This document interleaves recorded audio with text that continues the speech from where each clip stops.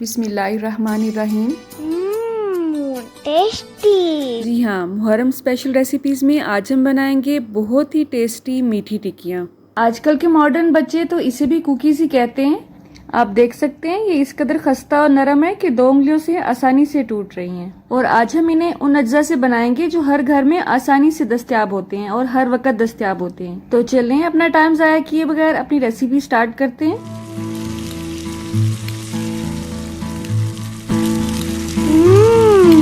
Tasty. तो मीठी टिक्कियों के लिए सबसे पहले मैं यहाँ पे 1 कप चीनी ले रही हूँ। इसे अच्छी तरह से मैंने ग्राइंड कर लिया है। आज हम इसे व्हाइट शुगर से ही बनाएंगे, लेकिन नेक्स्ट रेसिपी जो मैं टिक्कियों की आपसे शेयर करूंगी उसमें हम इसे शक्कर से बनाएंगे या गुड़ से बनाएंगे इंशाल्लाह।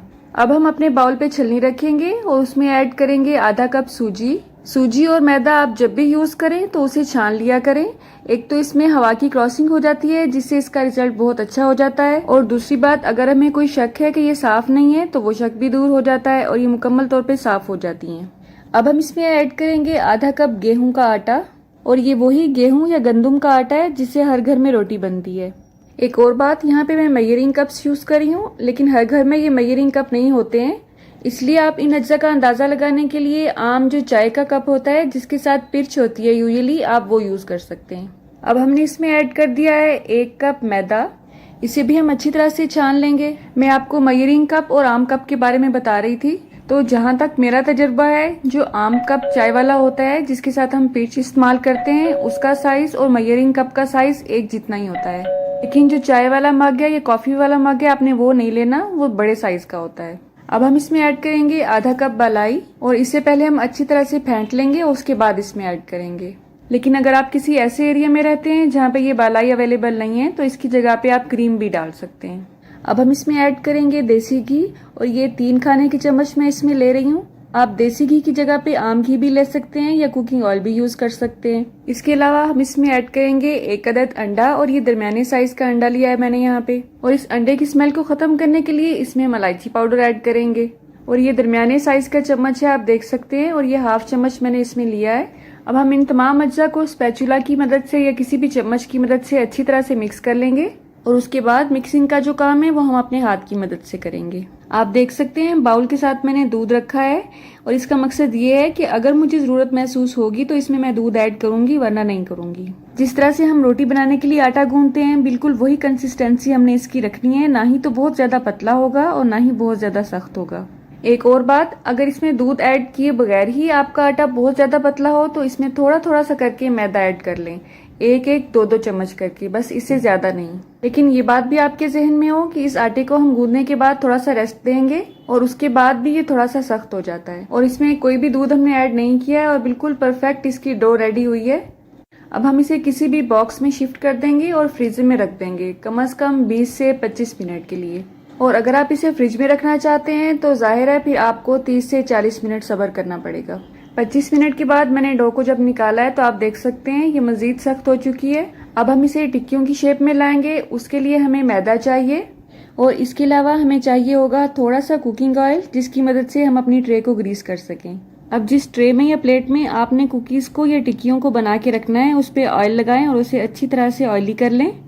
अब आपने जिस साइज की भी टिक्कियां बनानी है सिर्फ उतनी ही डो उठाएं और अपने हाथ पे रख के बिल्कुल ऐसे ही इसको रोल करें जैसे कि आम पेड़े को करते हैं। आपको मैं हाथ से बनाने का तरीका इसलिए बता रही हूँ कि अगर आप इसको बेलना ना चाहें या अगर आपके पास कटर ना हो तो इस तरह से आप इसको छोटी छोटी रोटियों की सूरत में बना सकते हैं। और अगर ये आपके हाथ पे चिपक रहा हो तो इस तरह से इसको मैदा लगा लें और इस तरह से रोल करते जाएं।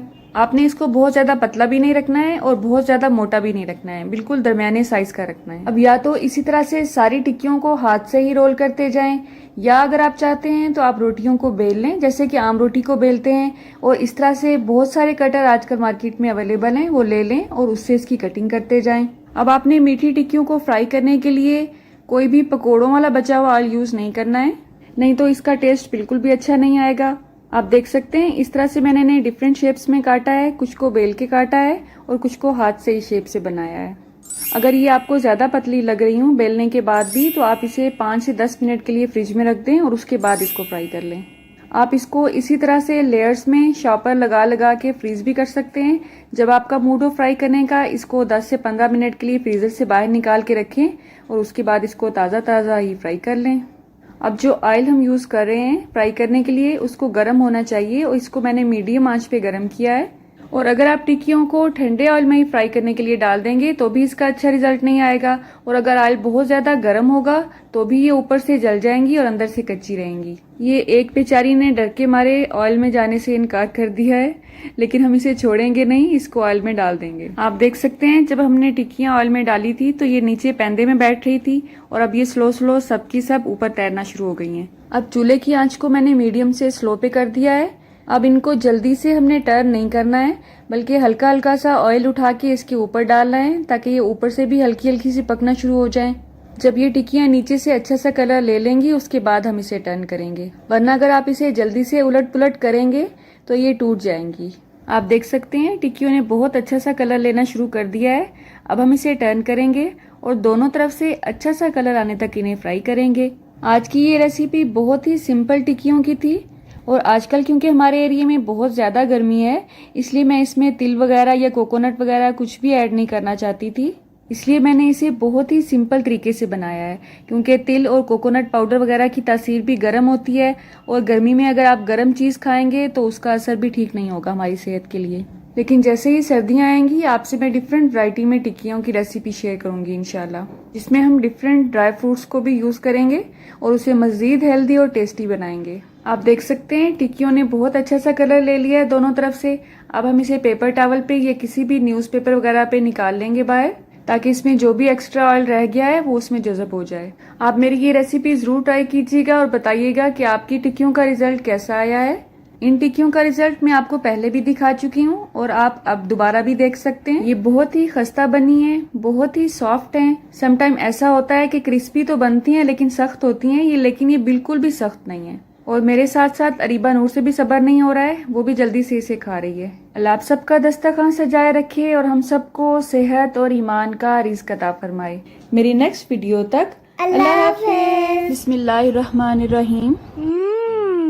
टेस्टी। जी हाँ, आज हम बनाने जा रहे हैं बहुत ही टेस्टी दूध का शरबत, और इस शरबत की रेसिपी थोड़ी सी डिफरेंट है क्योंकि इसे आप पी भी सकते हैं और खा भी सकते हैं। तो चलें अपना टाइम ज़ाया किए बगैर अपनी रेसिपी की तरफ चलते हैं।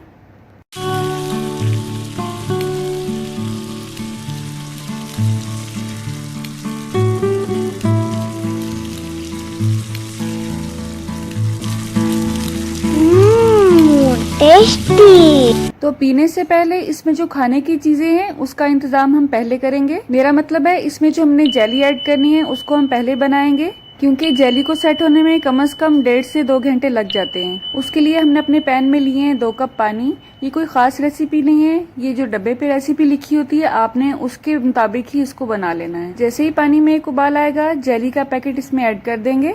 चूल्हे की आंच को मैंने मीडियम पर ही रखा हुआ है, ना तो बहुत ज्यादा स्लो है और ना ही बहुत ज्यादा तेज है। अब इसमें पैकेट के अज्जा को मिक्स करने के लिए चम्मच हिलाएंगे। इस जेली के पैकेट के बगैर भी आप जेली को घर में रेडी कर सकते हैं, उसकी रेसिपी इंशाल्लाह मैं आपसे बहुत जल्दी शेयर करूंगी। बस जैसे ही इस मिक्सचर में 2 से 3 उबाल आएंगे हम चूल्हे की आंच को बंद कर देंगे और इसे किसी भी बाउल में शिफ्ट कर देंगे। और जब ये रूम टेम्परेचर पे आ जाएगी तो आपने इसे 1 से 1.5 घंटे के लिए फ्रीजर में रख देना है। और अगर आप इसे फ्रिज में रखना चाहते हैं तो ये 3 से 4 घंटे लेगी सेट होने में। बिल्कुल इसी तरह से आप इसमें जितने कलर्स की भी जेली ऐड करना चाहते हैं इसमें ऐड कर सकते हैं। अब हम एक पैन में लेंगे 2 से 2.5 गिलास दूध। इस दूध को मैं एक दफा बॉईल कर चुकी हूँ, लेकिन क्योंकि ये दूध इस वक्त ठंडा है इसलिए हम इसे एक उबाल आने तक मजीद बॉईल करेंगे। चूल्हे की आंच को हम दरमियाना ही रखेंगे। इसे दोबारा उबालने का क्या मकसद है ये भी आपको भी समझ आ जाएगा। इसको मीठा करने के लिए आप इसमें शहद भी ऐड कर सकते हैं, लेकिन इस वक्त मैं इसमें चीनी ऐड कर रही हूँ और ये आप अपनी टेस्ट के मुताबिक ले सकते हैं। मैं इसमें 3 चम्मच ऐड कर रही हूँ। 1.5 से 2 खाने के चम्मच पिस्ता और बादाम बारीक बारीक काट के इसमें ऐड करेंगे। और इस दूध को दोबारा उबालने का मकसद यही है कि इसमें जो हमने पिस्ते और बादाम ऐड किए हैं उनका टेस्ट अच्छी तरह से इनमें रच बस जाए। अगर आप पिस्ते और बादाम ठंडे दूध में ऐड करेंगे तो उसका टेस्ट इतना अच्छा नहीं आएगा जितना अच्छा अब आएगा इंशाल्लाह। बस इसको हमने एक ही उबाल आने देना है और इसको पका के गाढ़ा नहीं करना है, क्योंकि हम दूध की रबड़ी नहीं बना रहे हैं बल्कि इसका शरबत बना रहे हैं। बस जैसे ही इसमें एक उबाल आएगा आपने चूल्हे की आंच को बंद कर देना है और इसको रूम टेम्परेचर पे आने देना है। और अगर आपको ज्यादा जल्दी है शरबत बनाने की तो आप अपने पैन को किसी ठंडे पानी में रखें और दूध को मुसलसल मिक्स करते जाएं। इस तरह से ये जल्दी ठंडा हो जाएगा। अब यहाँ पे हमने लिए हैं 1.5 चम्मच तुख्मे बलंगा, इसको तुख्मे मलंगा भी कहते हैं। इसको आपने पानी में डिप कर देना है और 15 से 20 मिनट के लिए रख देना है। ये तासीर में बहुत ही ठंडा होता है और वेट लूज करने में बहुत ही मददगार साबित होता है और इसमें कैल्शियम और विटामिन सी की भरपूर मिकदार पाई जाती है। और इसकी अफादियत अगर मैं आपको बताने लगूं तो 1 से 1.5 घंटा तो गुजर ही जाएगा। लेकिन आप परेशान मत हो, हम अपनी शरबत की रेसिपी की तरफ वापिस आते हैं। 1 से 1.5 घंटे में जेली हमारी सेट हो चुकी है अल्हम्दुलिल्लाह। अब हम अपनी जरूरत के मुताबिक इसे पीसेस में काट लेंगे। दोनों जेलीज हमारी शरबत के लिए बिल्कुल रेडी हैं अल्हम्दुलिल्लाह। अब हम शरबत की सर्विंग की तरफ आएंगे। गिलास में हमने आइस क्यूब्स ऐड कर दिए हैं। तुख्मे बलंगा फूल के अपनी क्वांटिटी को बहुत ज्यादा बढ़ा चुका है, आप देख सकते हैं। गिलास में हम 1-1 चम्मच तुख्मे बलंगा का ऐड करेंगे। अगर आपको ज्यादा अच्छा लगता है तो आप ज्यादा भी ऐड कर सकते हैं। और दूध भी बिल्कुल नॉर्मल टेम्परेचर पे आ चुका है। अब हम इसमें दूध ऐड करेंगे। अगर आपको पतला शरबत अच्छा लगता है तो आप इसमें एक्स्ट्रा पानी ऐड कर सकते हैं। मैंने क्योंकि यहाँ पे गाय का दूध इस्तेमाल किया है और वो ऑलरेडी ही पतला होता है, इसलिए मुझे इसमें मजीद पानी ऐड करने की जरूरत महसूस नहीं हुई। इसके अलावा इसमें जो हमने बर्फ ऐड किया है वो भी अपना पानी छोड़ेगी और उसकी वजह से भी ये पतला हो जाएगा। अब आपके पास ऑप्शंस हैं, या तो आप इसमें रेड सिरप ऐड कर लें, कोई भी जामे शीरी, रूह अफ़ज़ा या स्ट्रॉबेरी सिरप कोई भी आपके पास अवेलेबल है, आप वो ऐड कर सकते हैं। अगर आप वैरायटी लाना चाहते हैं तो कोई भी ग्रीन कलर का सिरप जैसे इलायची का शरबत वगैरह अगर आपके पास अवेलेबल है तो आप वो भी इसमें ऐड कर सकते हैं दूसरे गिलास में। अब इसमें बच्चों का फेवरेट आइटम यानी कि जेली ऐड करेंगे। इसकी वजह से बच्चे इसे बहुत ही शौक से पी लेते हैं, बल्कि खा लेते हैं। और इसको मजीद हेल्दी करने के लिए इस पे पिस्ते और बादाम ऐड कर देंगे। इससे पहले मैं आपसे सागुदाना की जादुई अफादियत के साथ मैंगो का ड्रिंक भी शेयर कर चुकी हूँ। उस रेसिपी का लिंक आपको डिस्क्रिप्शन बॉक्स में भी मिल जाएगा और इस वीडियो की एंड स्क्रीन पे भी मिल जाएगा इंशाल्लाह। अल्लाह आप सबका दस्तरखान सजाए रखे और हम सबको सेहत और ईमान का रिज़्क अता फरमाए। मेरी नेक्स्ट वीडियो तक अल्लाह हाफिज़। बिस्मिल्लाहिर्रहमानिर्रहीम। टेस्टी। जी हाँ, आज हम बनाएंगे बहुत ही टेस्टी दूध का शरबत। आप इसे दूध की ठंडी बोतल भी कह सकते हैं। बाजार से भी ठंडी दूध की बोतलें मिलती हैं, लेकिन हमें बिल्कुल भी आइडिया नहीं होता है कि वो कितने साफ सुथरे अज्जा से बनी हुई हैं। तो घर के साफ सुथरे माहौल में बाजार से भी अच्छी चीज अगर आप घर में ही बना सकते हैं तो आपको और क्या चाहिए। तो आपने ये वीडियो एंड तक देखनी है ताकि कोई भी स्टेप मिस ना हो। इंशाल्लाह ये ठंडे दूध की बोतल आपके घर में सबको पसंद आएगी। तो चलें अपना टाइम ज़ाया किए बगैर अपनी रेसिपी स्टार्ट करते हैं।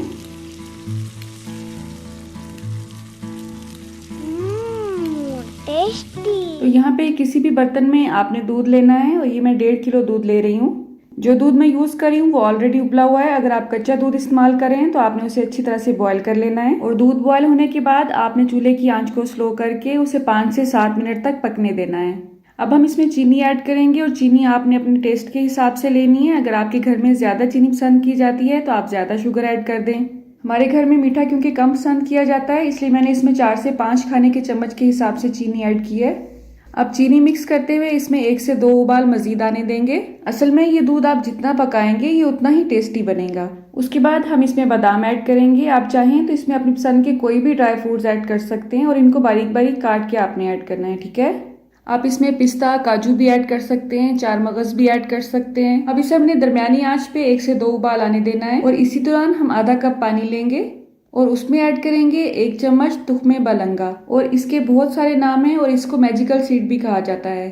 इसके बारे में डिटेल्ड वीडियो मैं आपसे पहले भी शेयर कर चुकी हूँ, आप मेरा चैनल विजिट कर सकते हैं इस बारे में। बस इसे हम अच्छी तरह से मिक्स करके साइड पे रख देंगे और जस्ट 5 से 7 मिनट ही लगेंगे और ये बहुत अच्छी तरह से फूल जाएंगे इंशाल्लाह।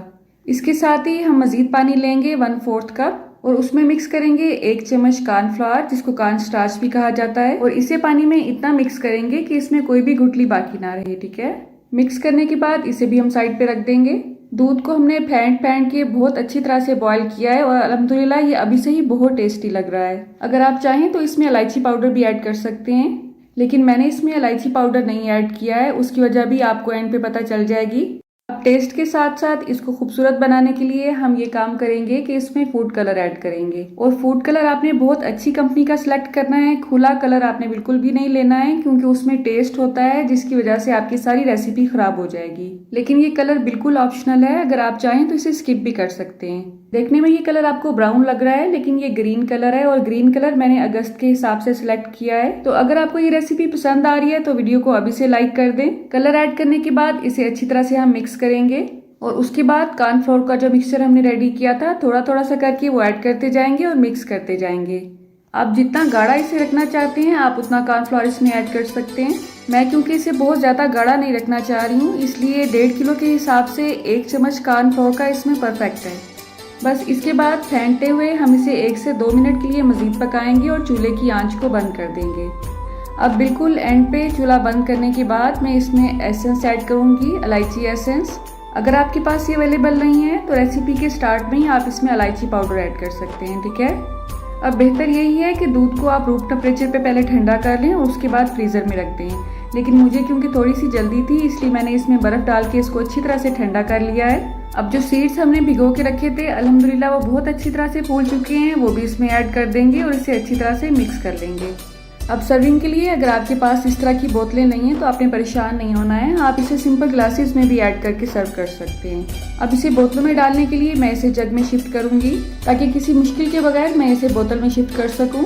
और अल्हम्दुलिल्लाह आप देख सकते हैं ये देखने से ही बहुत ही टेस्टी लग रही है। आप किसी भी सिंपल गिलास को चॉकलेट सिरप से डेकोरेट करके उसमें भी ये दूध सर्व कर सकते हैं। अगर वो भी आपके पास नहीं है तो सिंपल ग्लासेस में इसे सर्व करके उसमें स्ट्रॉ के साथ भी सर्व कर सकते हैं। तो एक बार इस रेसिपी को ज़रूर ट्राई कीजिएगा और अच्छा या बुरा जैसा भी आपका एक्सपीरियंस हो मुझे कमेंट बॉक्स में ज़रूर बताइएगा। अल्लाह आप सबका दस्तरखान सजाए रखे और हम सबको सेहत और ईमान का रिज़्क अता फरमाए। अल्लाह हम सबके रिज़्क में कसरत से ज़्यादा बरकत और आसानी अता फरमाए। बिस्मिल्लाहिर्रहमानिर्रहीम। टेस्टी। जी हाँ, आज हम बनाएंगे बहुत ही टेस्टी चावलों की खीर और हमेशा की तरह मेरी बाकी रेसिपीज की तरह ये भी बहुत ही आसान रेसिपी है। आप एक बार इस रेसिपी को ट्राई करेंगे तो इंशाल्लाह बार बार इसी रेसिपी से ही बनाएंगे खीर। तो चलिए अपना टाइम वेस्ट किए बगैर अपनी रेसिपी स्टार्ट करते हैं।